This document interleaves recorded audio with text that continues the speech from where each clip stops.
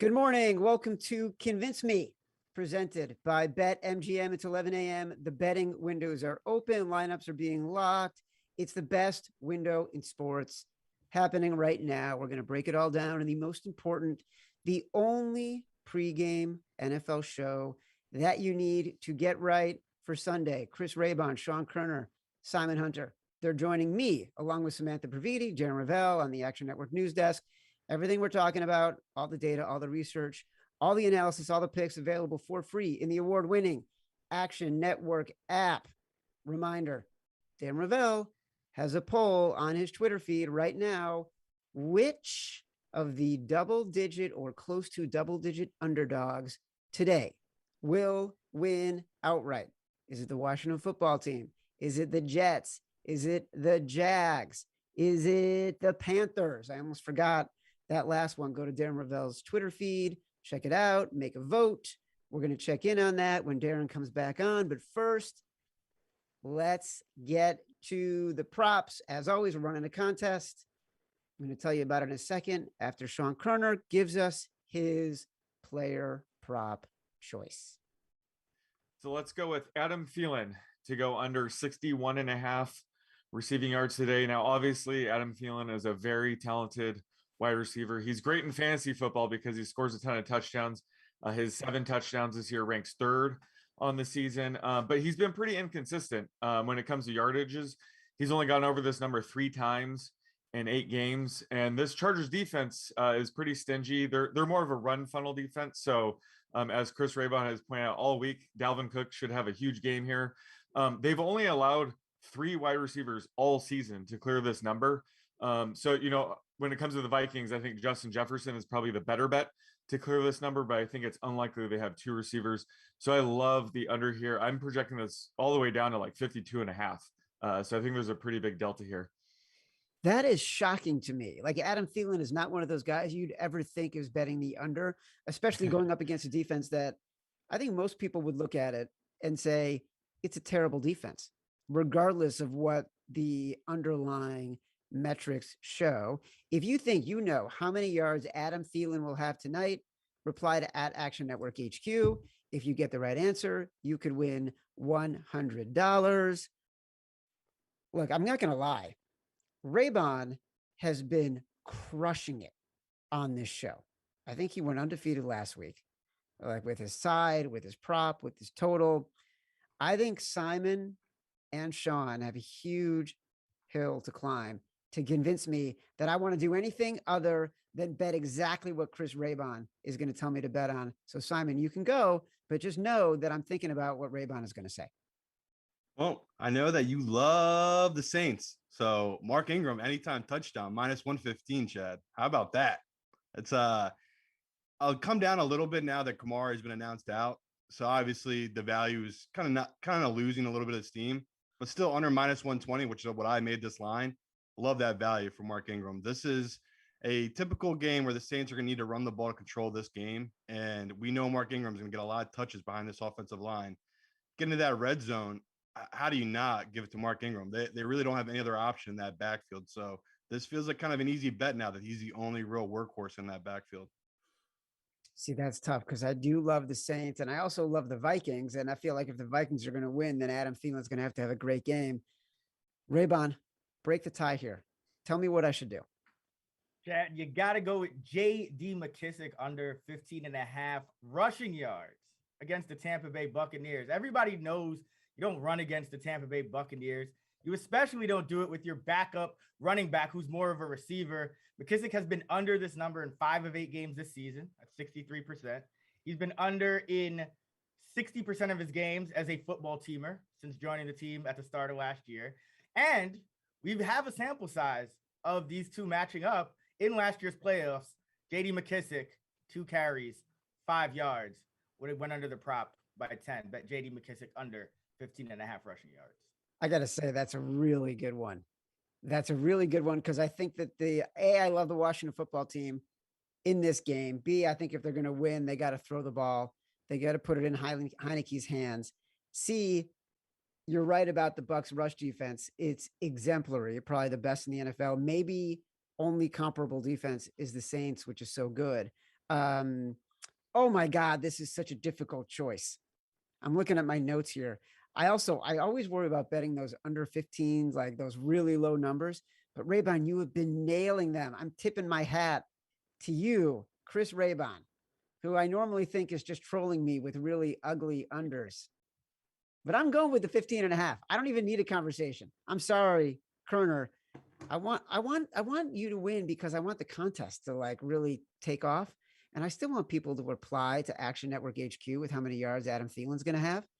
You can win $100. But I'm going with Raybon under 15 and a half. It's just too ugly. But I do want to know what Koerner has, if he thinks I'm right or wrong. You mean going with McKissick? Yeah. Yeah, I like that. It, like you said, it's always scary going under a low number like 15 and a half. But I think Antonio Gibson, after coming off the bye, he should be closer to 100%. So yeah, I'm only seeing a couple carries for McKissick today, so I do like that bet as well. All right, so great. I got Koerner actually agreeing with me. I don't care what Simon says about this one. Give me Raybon. Give me JD McKissick under 15 and a half. Darren Rovell, you're adorned with a really interesting hat today. What's the story here?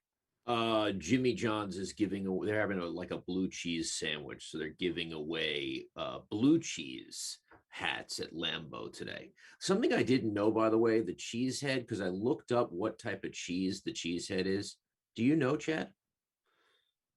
I'm fairly certain it's like a Swiss. Okay, so it was a trick question. The wedge is meant to be Gouda. The color is meant to be cheddar, and the holes are meant to be Swiss. I can't believe that someone like me who knows the minutia of minutia had never known that until I was 43 and a half years old today. Listen, I don't know if you remember this, but one of my first jobs was interning for a writer named Rick Tellender, who wrote a book about the University of Wisconsin athletic department. And I had to go so deep into the laws about what you can order at restaurants as it relates to butter and cheese to make sure you stimulate the dairy economy in Wisconsin. I'm shocked I didn't know that answer. Darren. It is indeed a burden, but let's get to the matter let's get to it. So let's first talk about our poll. 7,500 votes in on my Twitter handle. Which double digit or close to double digit underdog will win straight up today? 45% think the Panthers have the chance to do it against the Cardinals. They're at 10, and then the Jaguars at 10.5 versus the Colts. Obviously, people feeling a little bit better after last week. The Jets and our boy, Mr. White, 13-point dogs. By the way, this is a interesting note. The last team, and obviously they're playing the Bills, the last team to be double-digit favorites and for 2 games in a row and lose was the 2013 Texans. And then obviously in last place, the WFTs to beat Tom Brady and the Tampa Bay Bucks. Let's talk about the most bet on teams at BetMGM. Not a surprise, the Browns at +2.5 after their 41-16 win over the Bengals. The Lions at 6.5, actually now down to 5.5, started the week at +9. Obviously, then the Roethlisberger news came in. This, of course, the winless Lions coming off their scary Halloween loss against the Eagles, 44-6. And then the Cowboys at -8. Yes, they did lose by 14 points to the Broncos. But, obviously people think there's a chance there today. One note on the Lions. So the Lions are 0-3 against the spread this year when they get the majority of the tickets. The last time a winless team had the majority of the tickets in week 10 or later was last year, the New York Jets against the Seattle Seahawks. And the Jets lost 40-3. And my last note, there is a guy who bet earlier this week on the Lions, got the +9. One of our biggest bets today at Caesars, 520,000 on the +9. And now he has the benefit of it being down to 5.5. I'd actually be very worried about that. The Steelers now down to 5.5 with Mason Rudolph as quarterback.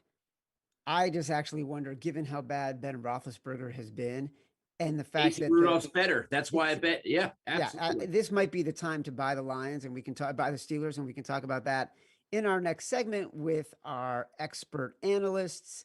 Sean Koerner, you're up first. Before we get to that, I do want you guys to think about this. Koerner, if you don't have an opinion, that's fine. But has the line on the Steelers Lions moved so much that you would back the Steelers at -5.5? Or do you think that's a better play? No opinion, don't answer, but everyone else, think about it. That's the question, the general question for everybody. You can answer that, Sean, or you can go directly to your best bet. I will answer that when we get to the totals.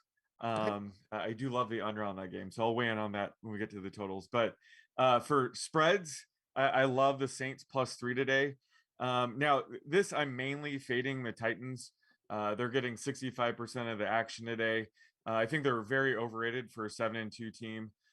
Last week against the Rams, they had the upset win where they won 28-16, but that was largely due to those 2 interceptions from Matt Stafford, where they one of them was a pick six and one of them was nearly a pick six, and they converted a touchdown right after. But other than that, the Titans offense was really inefficient. They only averaged 3.4 yards per play. Both the run and pass game struggle, and I think that's due to Derrick Henry being out for the season. He obviously he was a huge part of the running success, but also he set up the play action, the passing game. So just losing Henry is a massive blow to this offense. So I think they're going to struggle today against the Saints defense that ranks 3rd in DVOA, and now they're without Julio Jones as well. So they lost Corey Davis and Jonnu Smith in the offseason, so they just don't have the weapons to score points against the Saints today. So on the other side of the ball, obviously Alvin Kamara and Teron Armstead are out. That's not good news for the Saints, but I'm trusting Sean Payton, an offensive genius, to figure something out. I think they might use Taysom Hill a bit more this week. Last week, they probably eased him in because he was coming back from the concussion. So, when it comes to a game like this, I think it's going to be low scoring. I rather bet on the better defense, and that's the Saints. So I like getting 3 points in what should be a low scoring game, but this is mainly a fade against the Titans. How do you feel about it at 2.5? I would buy up to get 3. I just 3 is too critical to be messing around like that. I think the Saints will probably still win outright. If I had to bet on it, but just I love getting a number like 3. Well, let's just say someone talking to you right now may pull the trigger at 2.5 before the Alvin Kamara news, and now he's feeling a little bit regretful. But I do love this play, and I agree. To me, I might actually bet it again on the money line. Like, I just think the Saints are the right side here. Simon, what do you got? Let me pull people a little behind the curtain here, Chad. We have a production meeting on Friday, and I was thinking about giving out 49ers as my favorite pick. The look of disgust on your face that I would go with a Monday game instead of a Sunday game was ridiculous. I felt attacked. So I will give out a Sunday game. I'm going with the Washington football team. I love this position +9.5. If you were with me on Miami, and I talked about the same thing on Thursday night, that was just an overvalued line. You got to bet these ugly teams at this point in the season. These lines are being bumped up so much because these bookmakers are scared of teasers. The public has kind of had their way with teasers this year. So this line should easily be 7.5. It's up to 9.5, 10 at some books. That's crazy. Brady, he's been terrible on the road this year. We've been making good money betting against him on the road. So let's just keep that trend going, Chad. I really think people are scared because Washington football team has been so bad this year. You have to love them coming off a bye week, getting right, being healthy, where Tampa Bay is coming off a bye week. They're not healthy. They got a bunch of guys out. I'm not even sure Godwin's going to end up playing this game. So he's down Gronk. He's down AB. He might be down Godwin. That's a lot for Brady to cover a 9.5 spread. So to me, this is an inflated line. I love the value on Washington here. Yeah, and I like the point you're making about ugly dogs at home. And it's been a tricky year because there have been these weeks in the middle of the year where the favorites were just crushing. And I think it threw everybody, including professionals like us, well, you, off their game a little bit because they started thinking, is there a resetting in the market? Is the way the game being played right now, because it's so offensive minded, there's so many penalties caught, is that changing how we have to forecast things? And then we've seen the last couple of weeks, things start to recalibrate and underdogs start to win, underdogs start to cover. I agreed with you about Miami on Thursday. We talked about on the podcast, the favorites. And then love the Washington football team here. Love it so much. I want to marry it. I know it all too well. What? What? I made a Taylor Swift reference? Raybon, what do you got? Dad, you got to go with the Seattle Seahawks +3.5 if you can get it. Aaron Rodgers didn't practice all week. We obviously know Russell Wilson did. He's back. This is a bad matchup for Green Bay defensively. Without Jair Alexander, they're 22nd in DVOA versus number 1 wide receivers and 23rd versus number 2 wide receivers. It's going to be tough for them to cover Tyler Lockett and DK Metcalf. And then you look at the Seattle team and what they do. They always keep things close in these spots. Russell Wilson is 21-11-2 in his career, 66% against the spread as a road underdog. Going back to the start of last season, only 5 of Seattle's 24 games have ended with them down more than 3 points. All right. I love this one too. I love all 3 of them. I'm not going to lie. I might just end up parlaying the 3 of them together, and that's what everyone should do. I do want to ask one follow-up question. Koerner, you're going to talk about the Steelers in a little bit. Simon and Raybon, do either of you have thoughts on this line movement? Mason Rudolph starting for the Steelers. Do you all of a sudden take the Steelers at 5.5? Simon, I'll start with you. Yeah, I'm 0 for 3 on betting starting quarterbacks versus backups this season. And even when even if I get the best line, you know, the one that stands out the most is that Vikings Cowboys game. If that line moved 5 points, end up moving 6.5 points from where we got it from, didn't matter. They lost outright. They didn't even cover the original number. So looking at this is a public dog. I'm either going to be on the Steelers. I'll just stay away. We talked during the week. I wasn't betting the Steelers because of their offense. I was betting the Steelers because of their defense. I just don't see how Detroit is going to put up points. Bad weather as well. Jared Goff, bad weather outdoors. Good luck if you're betting Detroit. Raybon? Yeah, I've been on a roll betting the Steelers. I would lay off here. If anything, like Simon alluded to, maybe the under on the total, but this game is kind of a pass for me. It's just there's too many variables. All right, fair enough. I'm going with Raybon again. And here's why. I think this is such a sort of trap game for the Packers. I'm anti Aaron Rodgers to begin with, just because I think he's a jerk. But also I think that when you're coming back from COVID, you don't know what you're returning from. It's a lung disease. He's been out for 2 weeks. Even if he is one of the greatest quarterbacks who ever played, one of the smartest quarterbacks who ever played, not smart enough to wiggle out of a lie about his COVID vaccination status and put everybody on his team in jeopardy. But he is smart enough to understand how to play football. And I don't think he needs the practice and the film study, the practice that everyone else does, because he can do the film study.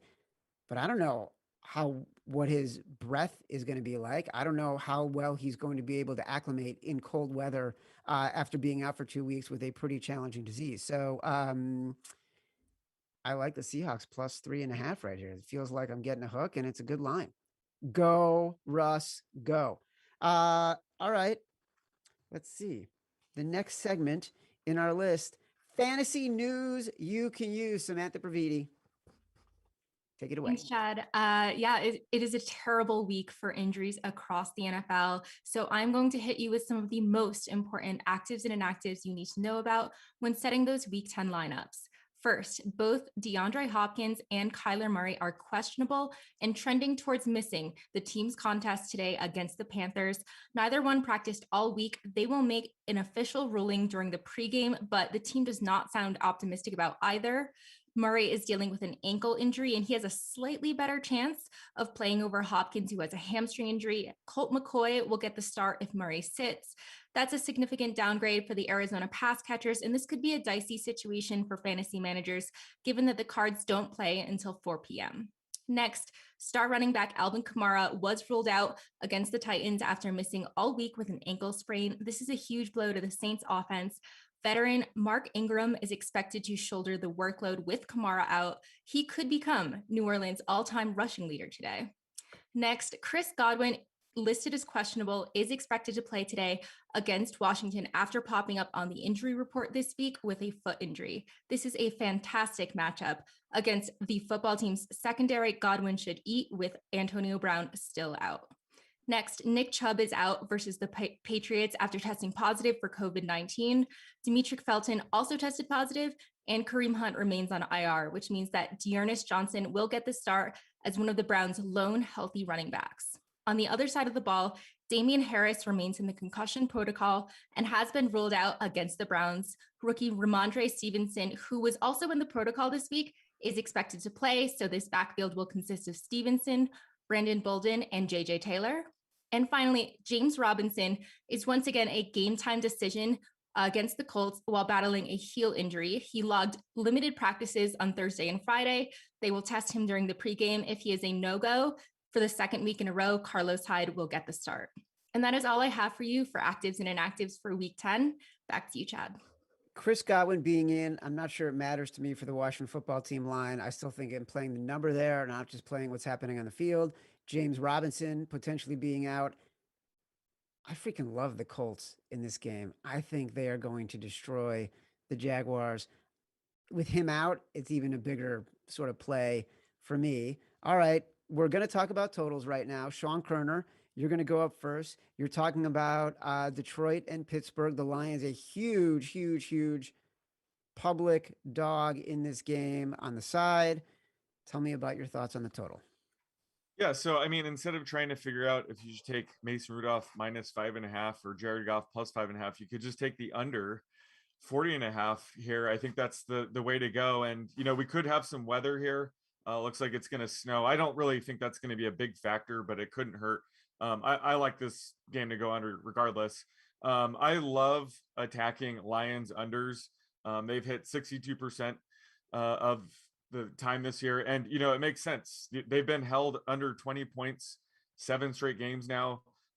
They love running the ball. They run the ball at the highest rate on early downs in neutral game situations. So if this game is close, the Lions are going to be running the ball a ton.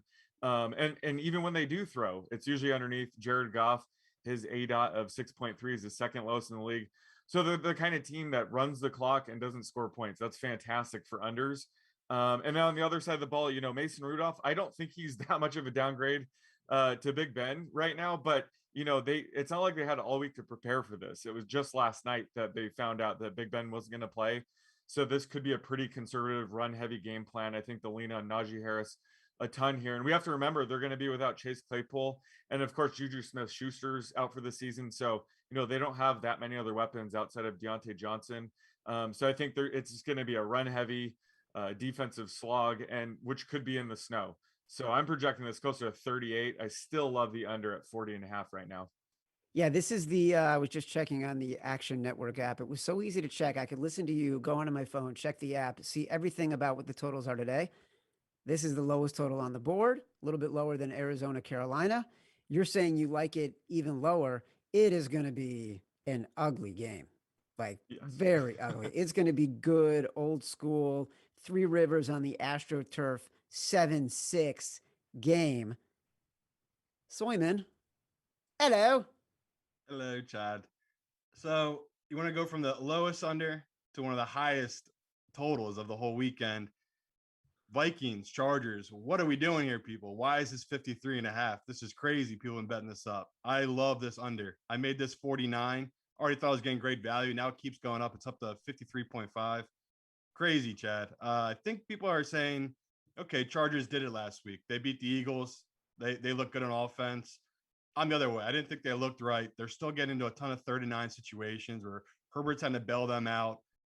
Just really weird things are happening with this Chargers offense. From what we started the beginning of the year, they were just a well-oiled machine.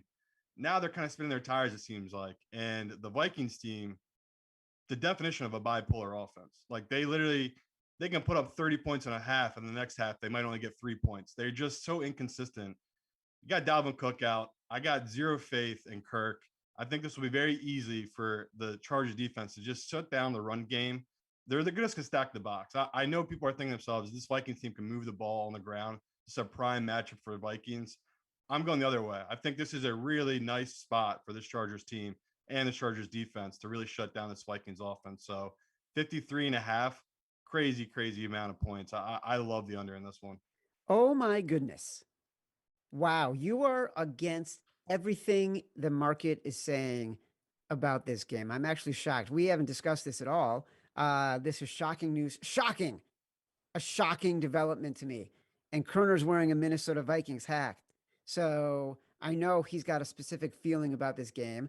I read Raybon before the show. I know he's got a specific feeling about this game. But before we get to that, before you guys both tell me why Simon is wrong about everything about this game, Raybon, give me your take on your total. I like the Broncos Eagles under 45. This is one that I've been honing in on all week. I think it's because it's a mid-range total. The market doesn't really know what to do with it, but I love this one for a couple of reasons. Number one, the matchup here with Philadelphia against Denver's defense. Denver's offense against Philly's defense. Philly plays the fourth most zone in the league. They are extremely zone heavy. They don't really do too much. Denver averages just 6.8 yards per target versus zone defense. They average 10.5 versus man. So they're over 3.5 yards per attempt lower versus a defense that Philadelphia is pretty much going to play every time. Then Denver's missing not one, not two, but three starting offensive linemen. Graham Glasgow, Bobby Massey, and Garrett Bowles are all going to miss this one. And then one of their guards, who is expected to play, tweaked his foot in practice this week, Dalton Reisner. So he's not 100%. So Denver's pretty much, their offensive line is just going to be extremely banged up. And then on the other side, Philadelphia, they played 3 bottom 5 defenses this year. They played the Falcons, they played the Lions, and they played the Chiefs. They averaged 35 points against those teams. Against non-bottom 5 defenses, they're averaging 20 points. You know what you're going to get from Philly. So in this spot, Denver down a bunch of offensive linemen. Bridgewater is going to be a game manager. The under in Broncos games this year, 7-2. In Bridgewater's career, it's 35-22, 61%. Take the under 45 in Denver, Philly. I got this closer to 43. So before we get to that, Koerner, you're wearing a Vikings hat. Simon just came on the air and boldly said that he likes the under in this game and he likes the Chargers. Are you on the Vikings side? And give me your take on what Simon just said about all this. No, I want this game to go under because I wouldn't say I have a feeling on this game. I have a feeling on this game. Like I said, I have Adam Thielen under 61.5 receiving yards. So I'm down for this game to go under. But, I'm projecting this game Chargers -3. My power ratings have Chargers -2, but the Vikings have some key players out here. So I'm in line with the spread. It's the Adam Thielen prop is why I'm wearing this hat. Raybon, what do you think of the Chargers Vikings take from Simon? I think the number is kind of ballooned, but I can't explain to you why the number has risen in the first place. It's essentially the same reason the Ravens-Dolphins total fell. The Ravens played 98 snaps of offense against that Vikings defense. So the Vikings defense played 98 snaps last week. I do think Cameron Bynum, who replaced Harrison Smith, he was actually the second best safety in the league last week. So I think people might be overrating that, but that's kind of to explain the market, why it rose. But I like the Vikings in this game. I'm not touching the total, but it's just because they played a lot of snaps last week. All right. Well, you've all helped me decide that I want to go with Sean Koerner and the Detroit Lions, Pittsburgh Steelers under. I want it ugly. I just want ugliness today. I want JD McKissick. I want ugliness at every level of the game. Here's my recap. JD McKissick, Washington football team, under 15.5 rushing yards against the Bucs. I want Seattle +3.5 in the snow with Aaron Rodgers triumphantly returning and getting cheered because football fans are not discriminating. +3.5. I want the Seahawks. And then I want Detroit and Pittsburgh under 41.5. That is my roundup. Nice job, everybody. Samantha, what do you got? Thanks, Chad. And this just in, James Robinson will play today against the Colts, though it is a very tough matchup against that run defense. So anyway, on to actual start sit. As always, I'm going to hit you with 3 starts and 3 sits you need to know about while tinkering with those week 10 lineups. First, Carson Wentz is my favorite streaming quarterback this week at home versus the Jaguars. Since week 5, he is QB9 on a per game basis and has finished top 14 at the position every week. He is coming off of his best game in week 9 versus the Jets, and he gets another plush matchup against the Jaguars. I think he will finish as a top 12 quarterback. Second, I love Hunter Renfrow at home versus the Chiefs. He has really stepped up without Henry Ruggs there and has tied a season high 9 targets last week and caught a touchdown. Ryan Edwards was a total non-factor. This is a dream matchup against the Chiefs secondary, so he is a borderline wide receiver 2 for me.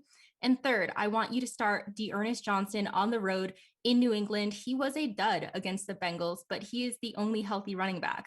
Johnson is a RB2, even in a tough matchup against the Patriots based on workload alone. You don't have to be the prettiest girl at the bar, but if you're the only girl at the bar. So anyway, moving on to sits. First, I am sitting Jalen Hurts on the road in Denver. He started off super hot, but has struggled really of late. Over the last 2 games, he has 1 touchdown and has scored 11 points and 17 fantasy points. The Broncos are allowing the second fewest fantasy points to quarterbacks this year and just shut down the Cowboys. So I could definitely see Hurts falling outside the top 12. Next, as much as it pains me, I want you to sit DJ Moore on the road in Arizona. His struggles are definitely directly tied to subpar QB play. He tied a season worst 6 fantasy points in half PPR last week and has only crested the double-digit fantasy point mark once since week 5. XFL star PJ Walker is starting today, and it's just this lack of production and sketchy QB situation makes him a low-end wide receiver 2 with downside. And finally, I am out on Antonio Gibson at home versus the Buccaneers. He's been dealing with this stress-fractured shin for weeks. He recorded a season low 8 carries in week 8. He did have the bye, but he's coming back to a brutal matchup. The Bucs have allowed the 2nd fewest rushing yards and the 7th fewest fantasy points to running backs this year. I don't think it's projected to be a favorable game script for the rushing attack, as the football team are double-digit dogs in this contest. So I am sitting him due to the matchup and until I am convinced he's fully healthy. And that is all I have for you for start sit. Don't forget to take out any Bears, Bengals, Texans, and Giants out of your lineups, and good luck in week 10. See, that was a nice public service announcement. Are you angry that Darren Rovell made a Halloween pun in his first segment and that Sean Koerner tried to make wordplay between Thielen and Phelan? It feels like they're jealous and trying to steal your spotlight. That's what it feels like to me.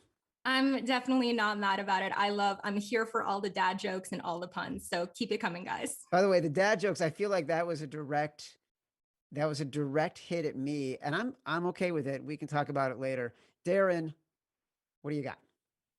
Well, I know that this show is not about having any emotional take, but I hope that Aaron Rodgers is feeling blue today because I hate him. Anyway, the Packers have covered 8 straight now, and only the 2020 Bills have done that in the last 3 years. This is the longest streak for the Green Bay Packers since the 08-09 season. So we'll look for that to potentially not happen today.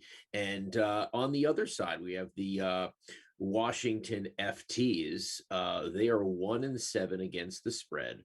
The worst in the league. They were actually 10-7 last year. And finally, our poll update, it is staying steady with 45% of the vote.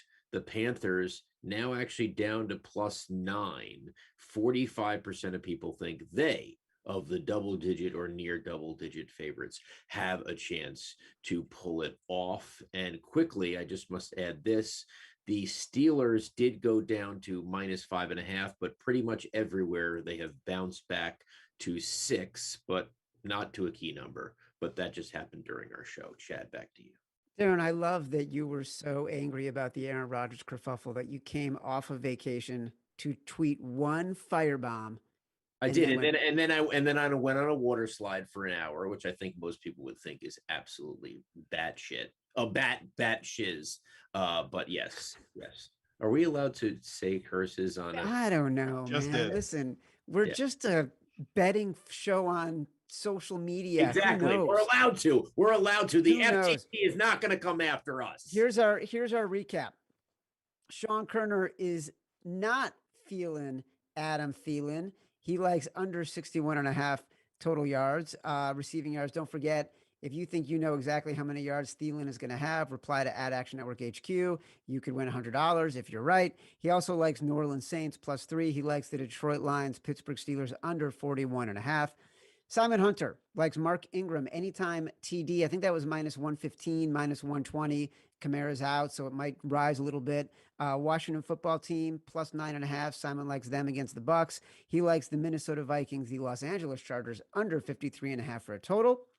Chris Raybon He likes J.D. McKissick under 15.5 rushing yards against the Tampa Bay Buccaneers today. He likes the Seattle Seahawks plus 3.5. He's completely unemotional about Aaron Rodgers. He's a professional. He just likes the Seahawks at this number. He also likes Denver Philly under 45.5 in the total. This has been Convince Me, presented by BetMGM. I am Chad Millman for Darren Rovell, Samantha Previte, Sean Koerner, Chris Raybon, Simon Hunter, and our brilliant producers. Good luck to everybody today. See you next week.